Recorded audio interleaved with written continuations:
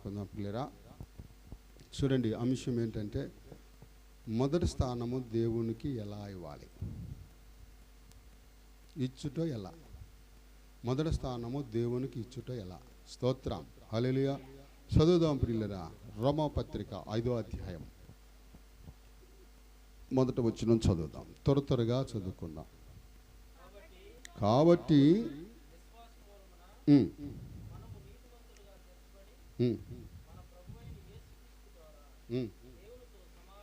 దేవునితో సమాధానము కలిగి ఉందుము. చాలు చాలు. పరిశుద్ధుడా నీ కొందనాలు దేవా, ఈ రాత్రి నీ సన్నిధిని ప్రసన్నత మాతో ఉంచండి. నీ పరిశుద్ధాత్మ అభిషేకాన్ని తోడుగా ఇవ్వండి. అల్పునైన నన్ను మీ చేతుల్లో తీసుకొని నీ ఆత్మకార్యాలు జరిగించి నీ నామానికి ఘనత మహిమ ఆరోపించుకొని నీ ఆత్మచేత నింపి వాడుకోనమని యేసు నామములో అడుగుచున్నాం తండ్రి, ఆమేన్. హల్లెలూయా. మళ్ళొకసారి చదువుదామా. కాబట్టి విశ్వాసం మూలమున మనము నీతిమంతులుగా తీర్చబడుదుము, మన ప్రభువైన అయిన యేసుక్రీస్తు ద్వారా దేవునితో సమాధానము. స్తోత్రం. సమాధానము కలిగి ఎవరుంటారు?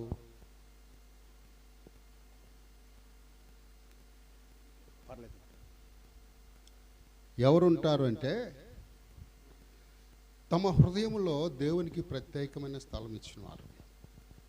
ఇలాంటి వారు ఏం చేస్తారంటే శ్రమ వచ్చినా ఇబ్బంది వచ్చినా తన జీవితము ప్రభువు కొరకే, ఇంకా వేరే ఆప్షన్ వాళ్ళకే లేదు.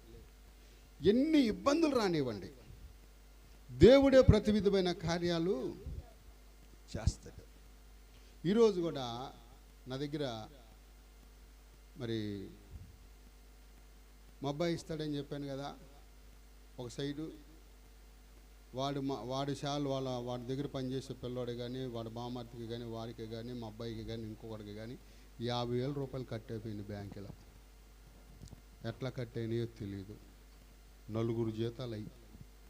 స్తోత్రం. నాన్న ప్రార్థన చేయన్నాడు. ప్రార్థన చేస్తే దేవుని మహాకృపను బట్టి మరలా వాళ్ళ శాలరీలో డబ్బులు కలపని.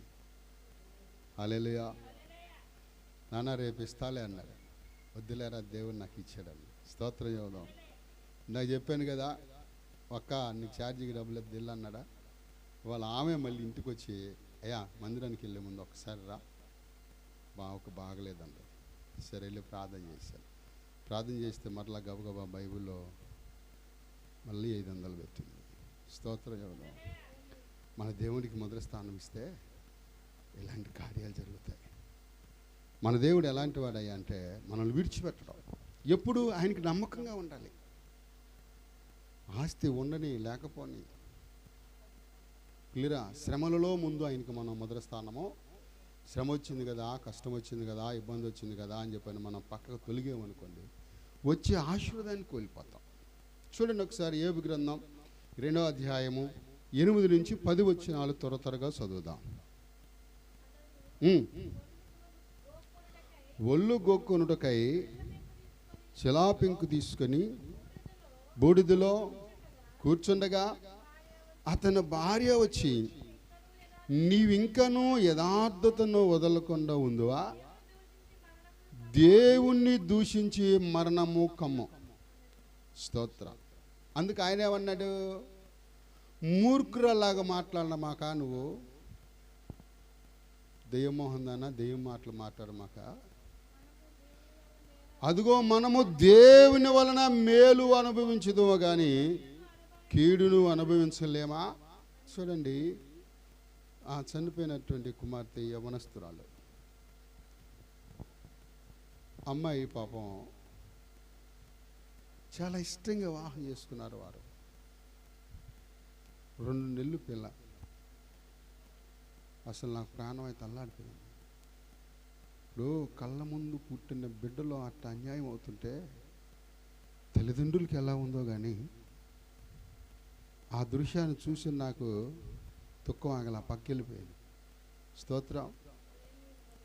ఇప్పుడు దేని బిడ్డలరా, అటువంటి భయంకరమైన శ్రమ యోబుకు వచ్చింది. యోబుకు వచ్చినప్పుడు ఏమంటున్నాడు? ఇప్పుడు ఎందుకు ఇలా జరిగిందని మా ప్రభువుని ప్రశ్నించే అంతటోళం కాదు మనం. ఏదన్నా జరిగిన దేవునికి మహిమ. ప్రభువా నాకు ఎందుకు ఇలా చేశావు అని ప్రశ్నించేటువంటి దమ్ము ధైర్యం మనకుందా? ఏ మనుషుడికైనా ఉందా? ఎవరైనా ప్రశ్నించగలరా అంటే లేదు. ఒకసారి మత్తయి సువార్త 6వ అధ్యాయం 36వ వచనం ఒకసారి చదువుకుందాం. మత్తయి సువార్త 6వ అధ్యాయం 33వ వచనమా. కాబట్టి మీరు ఆయన రాజ్యమును నీతిని మొదట వెతుకుడి. స్తోత్రం. అప్పుడు మీకు అనుగ్రహించవలను. చూడండి, ఇక్కడ మనం చదివిన వ్యక్తులందరూ కూడా మొదటగా ఏం చేస్తున్నారంటే ముందు ఆయన నీతిని, ఆయన రాజ్యాన్ని వెతుకుతున్నారు.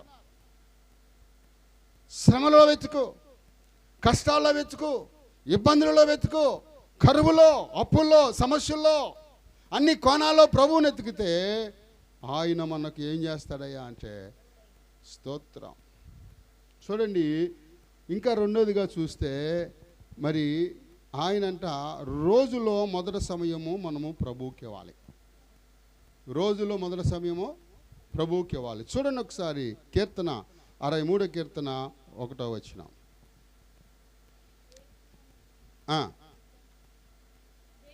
దేవా నా దేవుడవు నీవు, ఏకువనే నిన్ను వెతకదను. నీ బలమును నీ ప్రభావమును చూడవలనని పరిశుద్ధాలయమందు. అబ్బా స్తోత్ర అయ్యా, నీ మహిమను చూడాలి, నీ ప్రసన్నతను చూడాలి. ఉదయాన్నే లేవగానే అయ్యా నిన్ను చూడందే నాకు నిద్ర పట్టదు. స్తోత్రం. హల్లెలూయా. యేసయ్యా నా హృదయ స్పందన నీవే కదా, విశ్వమంత నీ నామము గణనీయము, విశ్వమంత నీ నామము గణనీయము. యేసయ్యా నా హృదయ స్పందన నీవే కదా, నీవు కనిపించని రోజునా నా కనులకు నీ దూర కరువాయనే, నీవు నడిపించిన రోజునా నీ సన్నిధి బాచిక బయలాయనే, నీ సన్నిధి బాచిక బయలాయనే. స్తోత్రం. ఆయన కనపడిపోతుంటే ఆయనకి ఏం పట్టదంట. అబ్బా, ఒకసారి నేనే కొంచెం ఒళ్ళలిసి దిట్టంగా పడుకున్నాను అనుకోండి, అడ్డంగా ముసుగుదాన్ని. ఆ రోజంతా నాకు భయమే. ప్రభా నన్ను క్షమించాయ్యా, ప్రార్థన చేయలేదు ప్రభా. పిల్లరా మరలా మోకరించే వరకు అట్ట అనుకుంటానే తిరుగుతా. స్తోత్రం చెబుదామా? ఎందుకంటే పిల్లరా ప్రభువుకి మొదటి స్థానం, మొట్టమొదటిగా మనం స్థానం ఇవ్వాలి. నువ్వు లేచిన వెంటనే ప్రభు సన్నిధిలో ప్రార్థన చేయి. ప్రభు కృపను వెతుకో, ఆయన శక్తిని వెతుకో, ఆయన మహిమను వెతుకో. ఇంకా చూడండి, అక్కడ అంటాడు కదా అదే కీర్తన 5వ అధ్యాయం 3వ వచనంలో, ఇంకా దావీదు చేసే మొట్టమొదటి పని ఏంటో చూద్దాం. యెహోవా ఉదయమున నా కంఠస్వరము నీకు వినబడిన, ఉదయమున నా ప్రార్థన నీ సన్నిధిని సిద్ధము చేసుకుందును, కాచి ఉందును. ఏం చేస్తాడంట ఇక్కడ చూడండి, ఏమంటున్నాడు? యెహోవా ఉదయమునే నా కంఠస్వరము నీకు వినబడును, ఉదయమునే నా ప్రార్థన నీ సన్నిధిని సిద్ధము చేసుకుందును. స్తోత్రం. ఉదయమునే ఆయన ప్రార్థన చేస్తాడంట. ఉదయకాల ప్రార్థనలో దేవుడు ఖచ్చితంగా ప్రార్థన అంటాడు. ఉదయమున ప్రిదేని బిడ్డలారా 3-4 మధ్యలో లేచి ప్రార్థన చేయి 6 వరకు. నీ సమస్యలన్నీ కూడా దేవుడు పటాపంచం చేస్తాడు. ఈ పని ఎవరు చేస్తారు అంటే దేవునికి రోజులో మొదటి స్థానం ఇచ్చేవాడు. స్తోత్ర. ఇప్పుడు దేవుని బిడ్డలేరా, మా పిల్లలకు ఆశ్చర్యం, నానా రివర్స్ చేయమంటే గోడ కొద్దబోయామంట, అంత దూరం వెళ్ళొస్తున్నావు, దేవుని కృప కదా.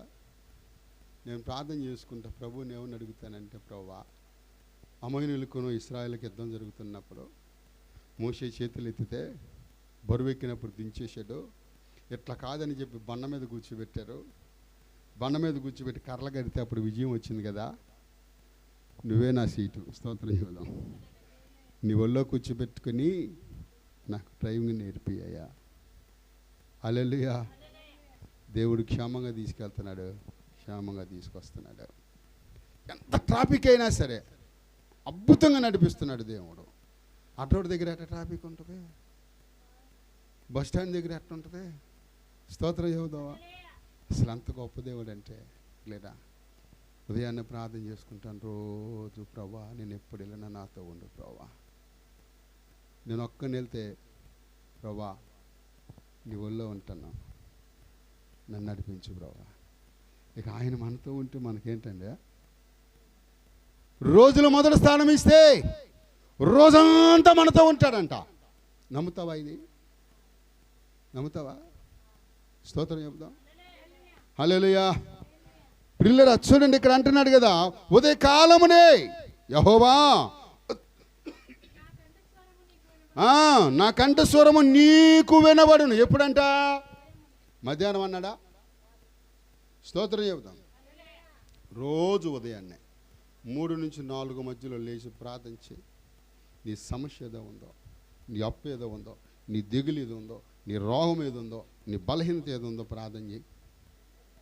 స్తోత్రం. మనం ఆయన బిడ్డలం అండి, మనకు చేయక ఎవరికి చేస్తారు? ఇప్పుడు నేనున్నాను, వెళ్ళేటప్పుడు దారిలో ఏదో అట్టుపల్లో ఏదో తీసుకెళ్ళేటప్పుడు నా పిల్లలు కూడా ఇంట్లో ఉంటారు. రేపు మా పెదనాన్న ఏంటో తెచ్చాడు అని చెప్పని మా తమ్ముడు పిల్లలు, అన్న పిల్లలు నాతో పాటు వస్తారు.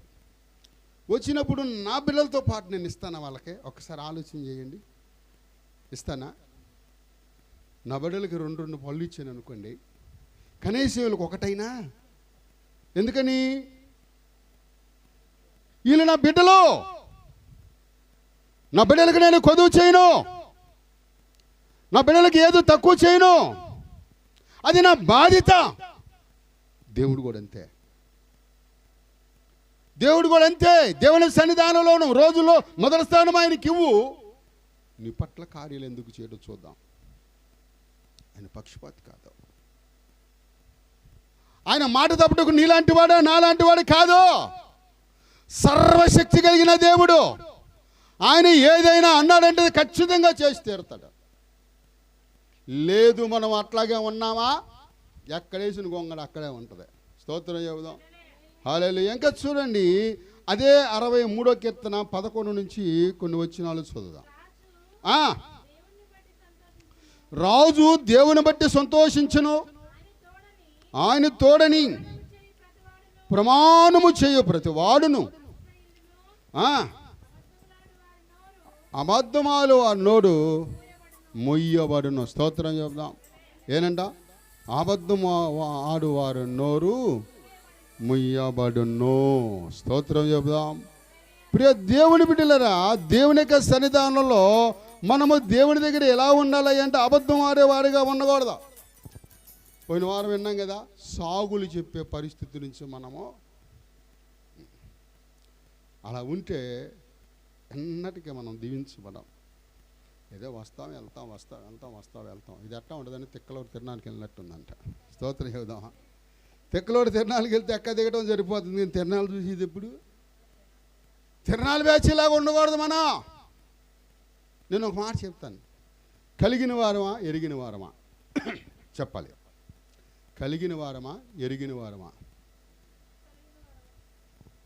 అవునా? ఎరిగిన వారంటే రోగంలో వచ్చి అనుకుంటే అయ్యా ప్రార్థన చెయ్యి, అయ్యా అది తగ్గిపోయింది అనుకో, అమ్మ యేసు ప్రభు దేవుడురా. వీళ్ళెవరంట? ఎరిగిన వారు. కొంతకాలం ఉంటారా, కలిగిన వాడు ఏం చేస్తాడంటే మొదటి స్థానం ఇస్తాడు. దేవుని సన్నిధిలో ఎలా ఉంటాడంటే యథార్థంగా జీవిస్తాడు. ఆమేన్. మూడోదిగా వారములో మొదట సమయము ప్రభువుకి ఇవ్వాలి. వారములో చెప్పాలి మొదటి సమయము. స్తోత్రం, హల్లెలూయా. మరి ఆ మొదటి దినమున సమాజ మందిరముగా కూడండి అన్నాడు. ఆ మొదటి దినం ఎప్పుడు కదా చూద్దాం. చూడండి, కీర్తనలు 118 కీర్తన 24వ వచనం చదువుకున్నా. 24. ఇది యెహోవా ఏర్పాటు చేసిన దినము, దీని యందు మనము ఉత్సాహించి సంతోషించుదము. స్తోత్రం చెప్దాం. కొంతమంది డుమ్మా కొట్టేశారు. అంటే ఆదివారం కూడా ప్రభు సన్నిధికి రానటువంటి తీరిక లేని పని. అంటే సీఎం కంటే గొప్ప వీళ్ళు. మన సీఎం గారు రోజు ప్రార్థన చేస్తాడంట 3 సార్లు. బ్రహ్మానికి ప్రార్థన చేస్తాను అంటున్నాడు ఆయన. స్తోత్రం చెబుదామా? ఏనంట, నేను ఫోన్ కూడా వాడినండి అని అంటున్నాడు ఆయన. ఫోన్ కూడా వాడంట. మరి ఎవరైనా ఫోన్ చేయాలనుకుంటే మా వాళ్ళ దగ్గర చాలా ఫోన్లు ఉంటాయి. స్తోత్రం చెబుదామా? మా వాళ్ళ దగ్గర చూడండి. మరి అరే ఒక సీఎం హృదయం బిడ్డలు ఆయనే ప్రార్థన చేస్తుంటే మనం ఇంకా పిఎంలమే. స్తోత్రం చెబుదామా? హల్లెలూయా. ఆయన రాష్ట్ర బాగోగోలన్నీ చూసుకుంటా, ఎక్కడ ఏం చేయాలో, ఎవరికి స్విచ్ నొక్కాలో, ఎవరికి బటన్ నొక్కాలో, ఎవరికి అమ్మఒడి వేయాలో ఇవన్నీ చూసుకుంటా మొదటి స్థానం ప్రభువుకి. స్తోత్రం. ఆయనే ఇస్తుంటే మనం ఏం చేస్తున్నామంట? మనం ఏం చేస్తున్నాం? అబ్బే, ఈయన అంటున్నాడు ఇక్కడ. ఏమంటున్నాడమ్మా? చదవండి ఒకసారి మళ్ళీ. ఇది యెహోవా ఏర్పాటు చేసిన దీని యందు స్తోత్రం ఉత్సాహించి. అంటే ప్రభు సన్నిధికి ఎట్లా రావాలి? మొహమంతా మాట చేసుకొని మందిరానికి వెళ్తూ ఒకటి తంతాడు అన్నట్టు. స్తోత్రం చేద్దాం. సంతోషం ఉన్నది ఏమున్నదో ఏముండదు. ఎట్టా ఉంటామంట? నా సొమ్మంతా ఎవడు తినేసినట్టుంటే మందిరానికి వెళ్తే పాస్టర్ గారు 1000 రూపాయలు కానుకేమంటాడు, వెళ్ళకూడదు అన్నట్టు ఉంటాం. స్తోత్రం చేద్దామా? హల్లెలూయా. అట్లా కాదండి. ఎలా ఉండాలంట? సంతోషముతో ఉత్సాహించి దేవుని సన్నిధిలో గడపాలి. హల్లెలూయా, హల్లెలూయా. మీరు దేవుని బిడ్డలారా, ఇంకా చూస్తే నిర్గమకాండం 12వ అధ్యాయము 16వ వచనం చదువుదాం.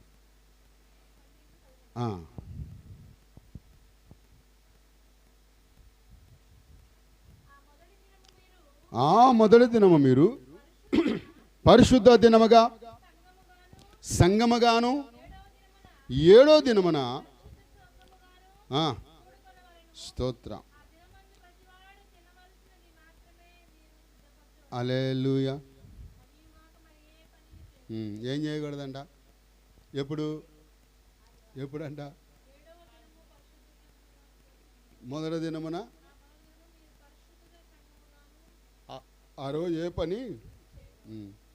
అయ్యా రాలేదేంటయ్యా అంటే కొద్దిగా పని ఉండి బయటికి వెళ్ళానండి. అంటే ప్రభు కంటే గొప్ప పని అనేది? అంటే ప్రభువుకి సమయం వేలనంత బిజీగా ఉన్నావా? ఒక చెల్లి మున్సిపాలిటీ పనిలో కుదిరింది. అసలు నాగా లేకుండా వెళ్తుందంట.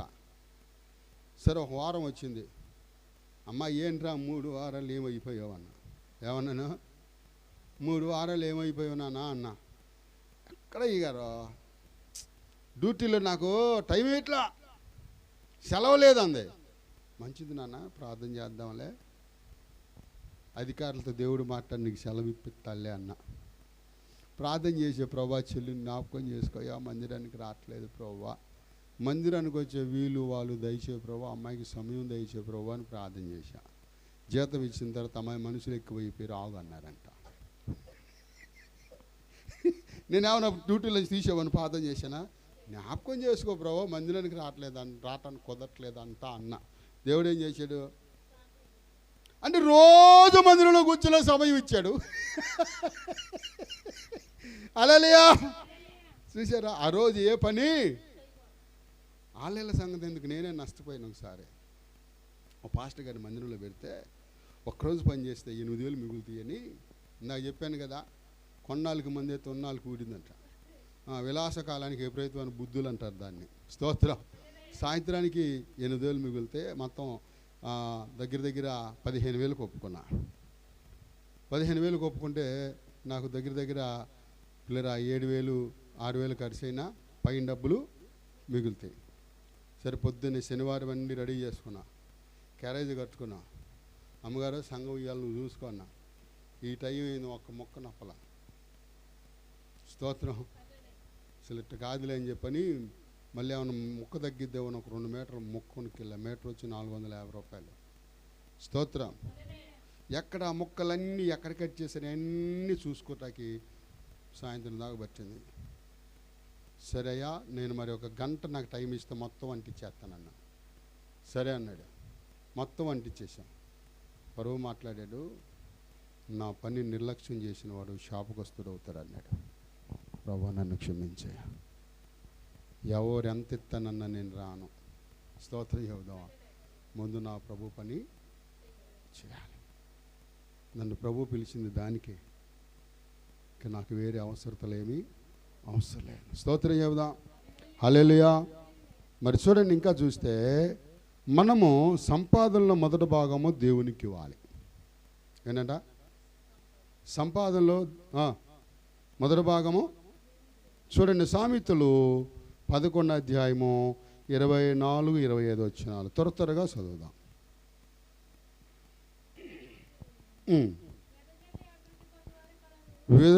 విదజల్లి అభివృద్ధి పొందిన వారు కలరు, తక్కువ ఇచ్చి లేమికెళ్ళిన వారు. స్తోత్ర. ఏమంటున్నాడు వాక్యం? ఏమంటుంది?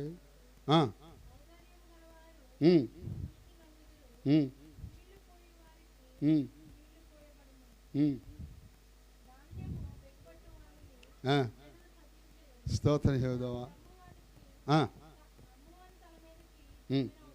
స్తోత్రం. ఇక్కడ చూడండి ఏమంటున్నాడంట.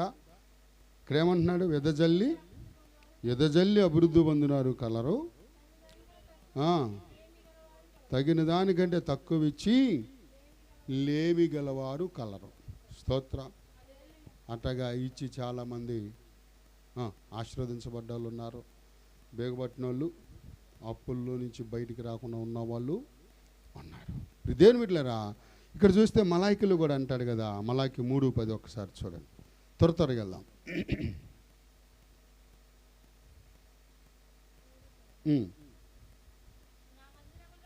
నా మందిరంలో ఆహారం ఉన్నట్లు 10వ భాగమంతయు తీసుకొని రండి. దీన్ని చేసి నన్ను మీరు శోధించినలా ఆకాశవాకిట్లు విప్పి పట్టజాలనంత విస్తారమైన దీవెనలను. స్తోత్రం. ఎవరికన్నా 2 ఎకరాల పొలం ఉందా? 1 ఎకరం పొలం ఉందా? అంటే ఇక్కడ ఏమంటున్నాడు ఈయన? నీ పంటను తిరిగే పురుగుని గద్దిస్తాను అంటున్నాడు.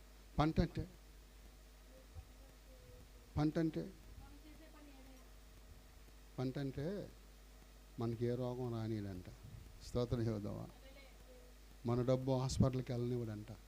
ఎప్పుడు?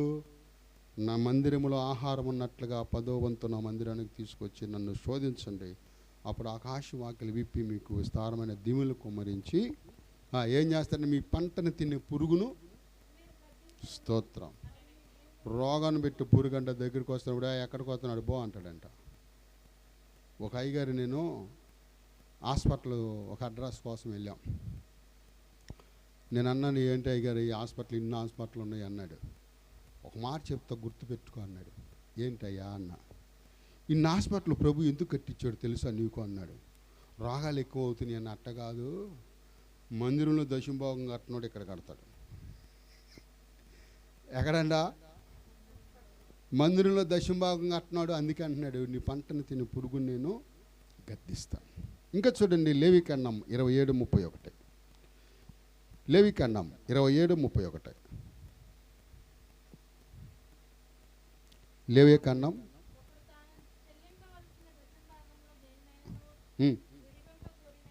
ఉమ్, ఉమ్, దానితో ఉమ్, ఉమ్, ఉమ్, ఉమ్. స్తోత్రం. ఉమ్, ఉమ్, ఉమ్, ఉమ్. స్తోత్రం. ఇక్కడ ఏమంటున్నాడు? దశమ భాగం ఎవరిదంట? దేవుని సొమ్ము. ఆయనకి మనం ఇచ్చాలి. ప్రభు ఏం చేశాడు? పేతురు ప్రభుతో ఉన్నప్పుడు పన్ను కట్టించుకున్న వాళ్ళు వచ్చారు. వచ్చినప్పుడు ప్రభువా పన్ను కట్టించుకున్న వాళ్ళు వచ్చారంటే అప్పుడు ఏమన్నాడు ఆయన? సముద్రానికి పోయి గేలమై షెకేలు దొరికిద్ది, నీ కొరకు ఒక అరషెకేలు, నా కొరకు ఒక అరషెకేలు వాళ్ళకు పన్ను. స్తోత్రం చెబుదాం. ప్రభువు అక్కడ ఏం చేశాడంట? పన్ను అంటే నీ సంపాదనలో సగం దశమ భాగం దేవునికి ఇవ్వాలి. అప్పుడు మనం ఎలా ఉంటామంటే ఆశీర్వదకరంగా దీవెనకరంగా ఉంటాం. ఇంకా చూస్తే రాజుల గ్రంథం, మొదటి రాజుల గ్రంథం 17వ అధ్యాయం 13వ వచనం చదవండి. రాజుల మొదటి గ్రంథం. పోయి నువ్వు చెప్పినట్లు చేయము. నాకు చిన్న అప్పం. స్తోత్రం చెబుదాం. ఏనంట? దాంట్లో మొదట చిన్న అప్పం మొదట నాకు చేసుకురామంటున్నాడంటే నువ్వు త్వరగా చేసుకుంది కానీ నీ పిండిలో మొదటి భాగం నాకు తీసుకురా. నీ సంపాదనలో మొదటి భాగం. నీకు జీతం ఎంతో బత్తం ఎంతో నాకు తెలియదు కానీ ఎంతన్నారని 100 వచ్చింది, 10 రూపాయలు తీసి పక్కన పెట్టు. మాకు చిన్నగారు ఉన్నాడు. ఆయన ఏం చేస్తాడంటే 100 వచ్చిందంటే 10 తీసి పక్కన పెట్టేస్తాడు. 200 వచ్చిందంటే 20 రూపాయలు తీసి పక్కన పెడతాడు. నేనేం చేస్తానండి? ఇప్పుడు 2 భాగాలు చేస్తాను, దశమ భాగం. ఎందుకని 2 భాగాలు ఎందుకు? ఒక భాగం ఏమో నా పరిచర్యకి, ఒక భాగం ఏమో ప్రతి నెల 3వ గురువారం సేవకుల మీటింగ్ జరిగింది చర్చిలో. ఈ 3 పరిచర్యల కొరకు 3 సంఘాల్లో ఉన్న బిడ్డల కొరకు అక్కడ ప్రార్థన చేస్తారు. సేవకులు నెలకు 10 మంది, వారికి భోజనం, వచ్చిన వారికి కానుకలు. 10 గంటలకు మొదలు పెడతాం, 1 గంట కల్లా అయిపోద్ది. స్తోత్రం చెబుదామా. సగం కానికేమో వాళ్ళకే, సగమేమో నువ్వు కారు వేసుకెళ్తున్నాను కాబట్టి నాకు పెట్రోల్ కావాలి కదా, సగం దానికి. స్తోత్రం చెబుదామా. హల్లెలూయా. దేవుడు గొప్పవాడు. దేవుడు ఖచ్చితంగా మన పట్ల గొప్ప కార్యాలు చేస్తాడు. ఆఖరిగా మనము సంభాషణలో మొదటి స్థానం ప్రభువుకి ఇవ్వాలి. మన సంభాషణలో మొదట స్థానం. చూడండి లోకాసు వార్త 24వ అధ్యాయం 13, 14. లోకాసు వార్త.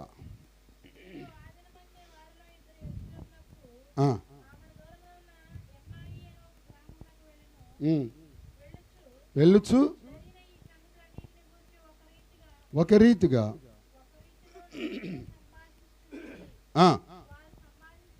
వారు సంభాషించుచు యేసు తానే దగ్గరికి వచ్చి వారితో కూడా నడిచును.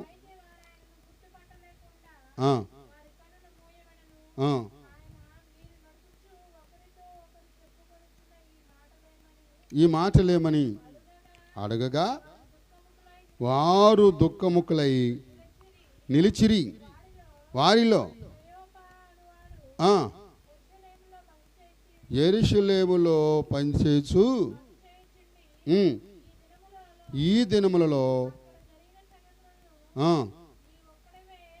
నీవొక్కడవే ఎరగవా అని ఆయనని అడిగాను.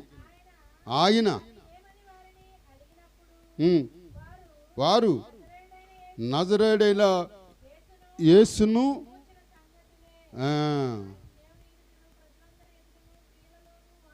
స్తోత్రం.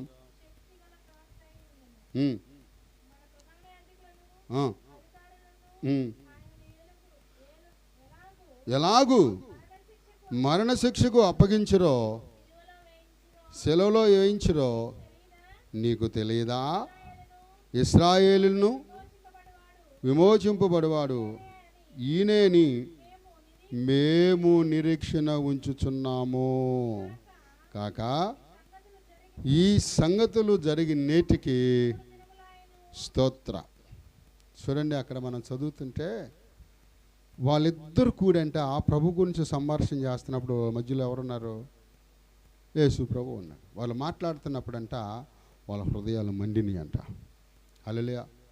మన సంభాషణలో మొదటి స్థానం దేవునికి ఇవ్వాలి. అరుగు మీటింగ్ పెట్టి పనికిమాలిన మాటలన్నీ మాట్లాడుకోకూడదు. కానీ ఎవరికన్నా ప్రభు గురించి 4 మాటలు నీ సాక్ష్యం చెప్పాలి. ప్రభు దేవుళ్ళలోకి ఎలా వచ్చి, నేను అదే చెప్తా. ఎవరన్నా ఎక్కడన్నా ఏదన్నా కొంచెం మాటల్లో ఉన్నప్పుడు ఎవరికైనా చెప్పాలనుకున్నప్పుడు నా సాక్ష్యం చెప్తాను. వాక్యం చెప్పను, సాక్ష్యం చెప్తా, స్తోత్రం చెప్తాం. అంటే సంభాషణలో మొదటి స్థానం ప్రభుకి ఇవ్వాలి. ఆదికాండం 22వ అధ్యాయం 7వ వచనం ఆఖరిగా చదువుకొని ప్రార్థన చేసుకున్నాం. 7.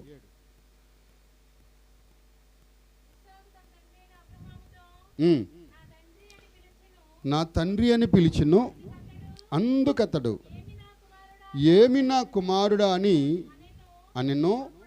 అప్పుడు అతడు నిప్పును కట్టెలను ఉన్నవి కానీ దహన బలికి గొర్రె పిల్ల ఏది అని అడగగా అబ్రహాము, నా కుమారుడా, దేవుడే దహన బలికి గొర్రె పిల్లను. స్తోత్రం. తండ్రి కొడుకుల సంభాషణలు ఎవరున్నారు కదా? హల్లెలూయా. మన సంభాషణలు ఎవరున్నారు? పిల్లరా, మొదటి స్థానం ప్రభువుకు మనం ఎలా ఇస్తున్నాం? ఇప్పుడు 5 విషయాలు మనం నేర్చుకున్నాం కదా పిల్లరా. మొదటిగా ఆ దేవుని నీతిని అనే రాజ్యాన్ని ఎతకాలి. రెండోది ఆయనకి ఏం చేయాలంట పిల్లరా? రెండోది ఎలా స్థానం ఇవ్వాలి ఆయనకి? రెండోది అంటే ఆయనకి ఎలా ఇవ్వాలంటే ఏకుమునే లేచి ఆయనకు మొరపెట్టాలి. ఇవన్నీ ఇలా చేస్తే మనల్ని దేవుడు ఖచ్చితంగా ఆశీర్వదిస్తాడు. ఈ మాటలు దేవుడు దీవించును గాక. ప్రార్థన చేసుకుందాం.